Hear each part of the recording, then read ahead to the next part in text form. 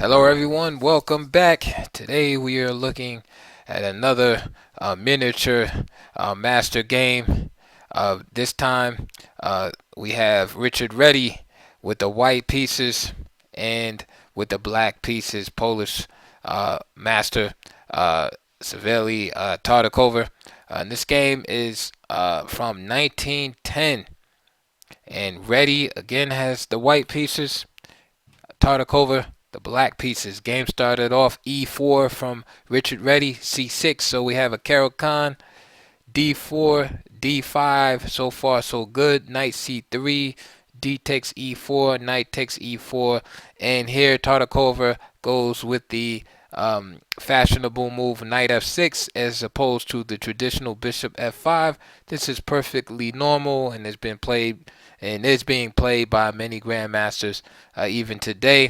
Black's typical um, White's typical response to this is just to simply play knight takes f6, where black has two responses. E takes f6, which is a little bit less risky and also less dynamic, of course, or G takes f6, which has been played by dynamic players such as Alexander Morozevich, obviously willing to take on the damaged pawn structure in order to obtain a more dangerous counterplay on the G file. However, instead of knight takes f6, Reti chose to play this move queen d3. There is nothing wrong with this move per se. It protects the knight, of course, but allows black to equalize with no problems after, say, for instance, knight takes e4. Queen takes e4. The queen is now a little bit more exposed on e4. Knight d7, and let's say knight f3, knight f6 hitting the queen. And now if queen e3, then just move like bishop f5. And just for example, if queen d3, then black, of course, can continue with the move like g6 with the idea of playing bishop g7 and then following up with bishop f5. So just queen d3, of course, is playable, but doesn't give black anything to worry about. Another possibility is knight bd7 with the same idea. So after knight f3, knight takes e4, queen takes e4, and then again hitting the queen once again, but this time just exchanging a set of pieces off. After queen d3, however, Tartakower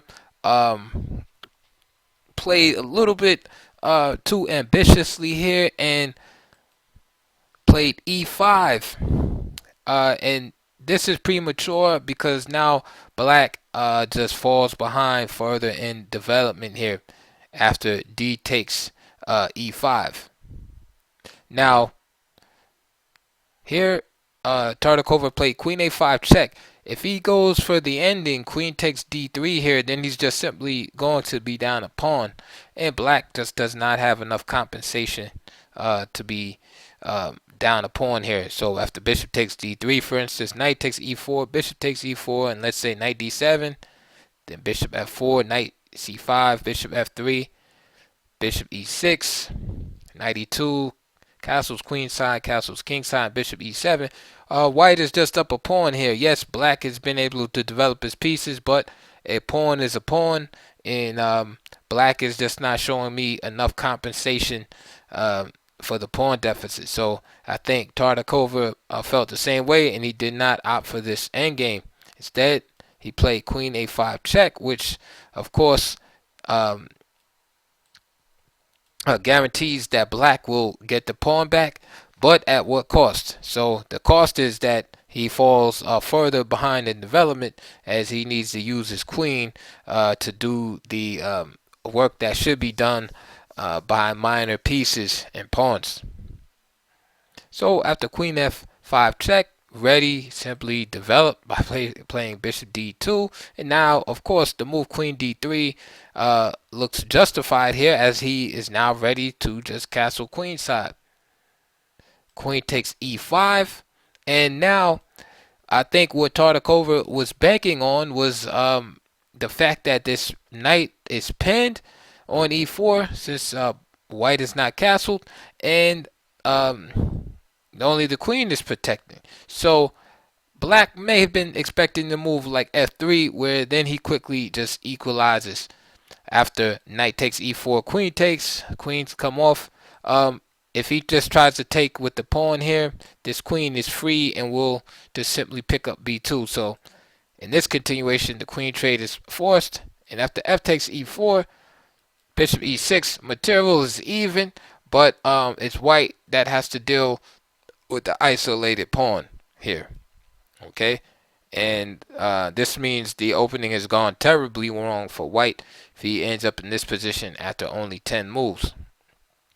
So this is probably what Tartakower had expected or even found in his own analysis at home. Remember, in 1910 there were no engines, so Tartakower might have been at a study and figured that he came up with a great variation and probably thought f3 was forced in this situation.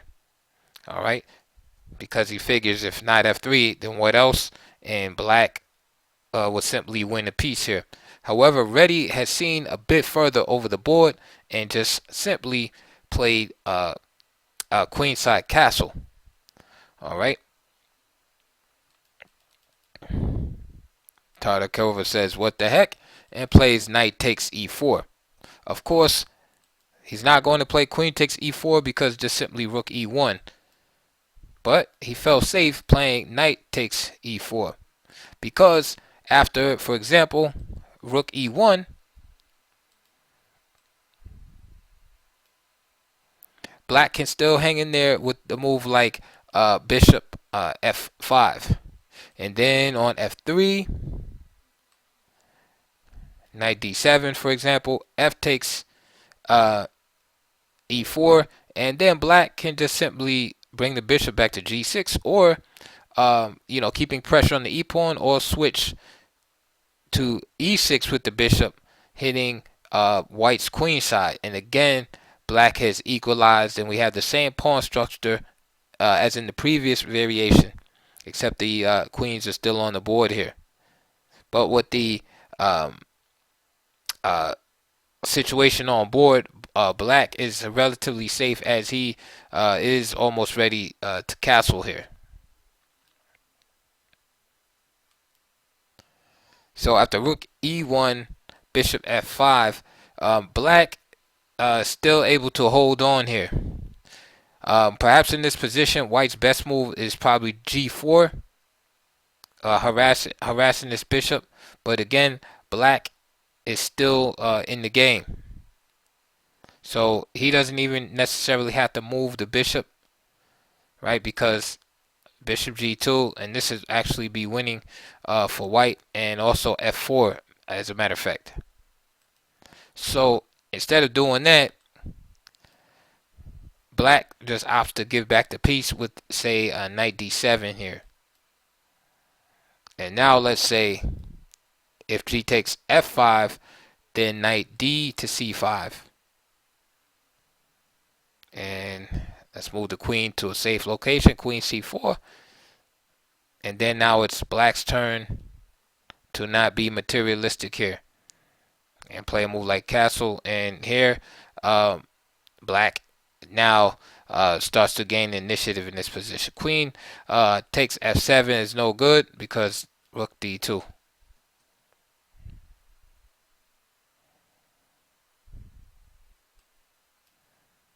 Move like bishop e3 probably better here.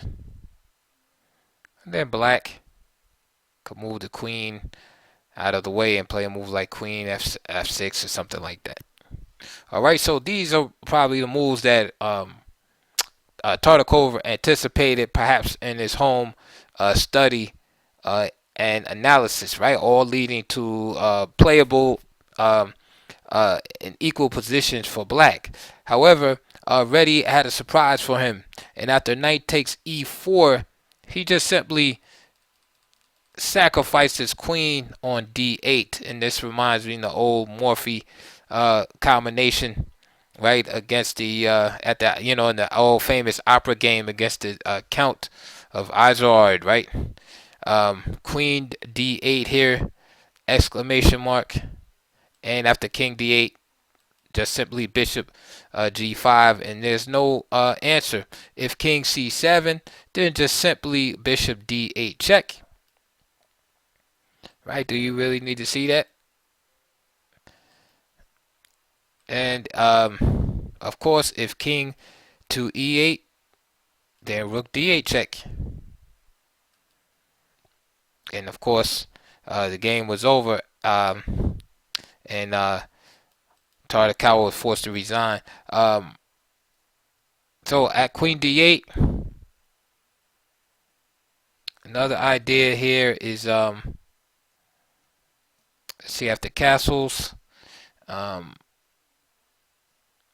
knight takes E4, right? Queen D8, King D8, yeah, Bishop G5, King C7. Yeah, that's a wrap. There's no other escape possibilities. I was trying to look for another variation that maybe Black could play um, before that. Oh yes, this was the last idea. So of course we have recognized that knight takes e4 is a blunder, but Black was already in a bad way here.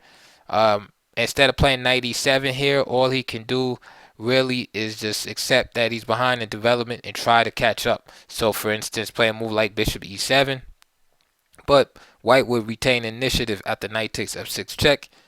Queen takes f6 check, for example, knight f3, and let's say he castles now, bishop g5, queen e6, king b1, just getting out of the checks, and let's say rook e8, rook e1, and you can see that there's constant pressure from White and on these positions.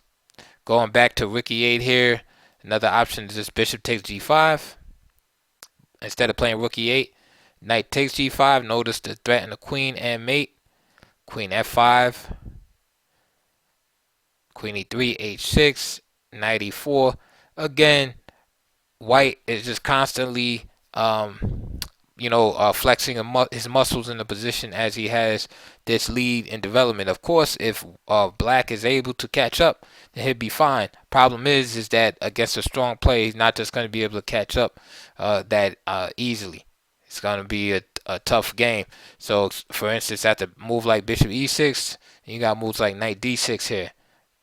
Again, harassing the queen, bishop d3. And so it's like White is able to keep Black one step behind. But with all that said, instead of playing knight takes e4 with the double question mark next to the move, bishop e7 is a lot better. Bishop f5 is another attempt, but again, same type of reaction. Knight takes f6, queen takes, and then rook e1 check. And then again, White constantly just has Black on his heels in this position.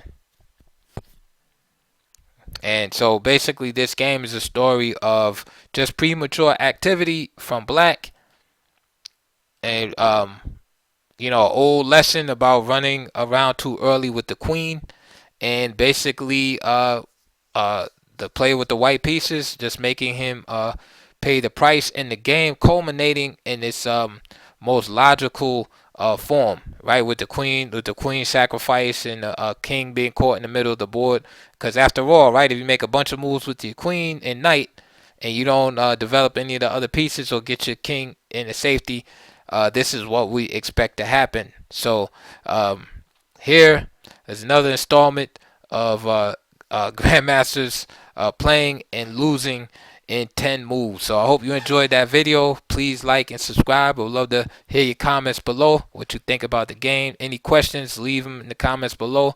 I will get back to you. In the meantime, check the links below. Please support my channel via the donation link at the top. There are also DVDs below that in the description. And usually I try to match the DVDs up with whatever opening was presented on the board today. So we had a Caro-Kann here, so there should be some videos below that you can purchase related to the Caro-Kann defense. So that will be it for today. And also check out my channel. There's probably about 500 to 600 videos on my channel. Check it out for all type of information and games. Have opening compilation videos where I go over like hour or 2 hours worth of games analysis in one particular variation. For instance, Trumpovsky or Shigoran Defense, Albin Counter Gambit. So just browse through the channel and you'll find some amazing content in there. Also, again, please hit the like and subscribe buttons to move my video up in the visibility of YouTube, so that it will become popular. The channel will become popular, and more people can see the content. All right, I'll see you guys later on the next video.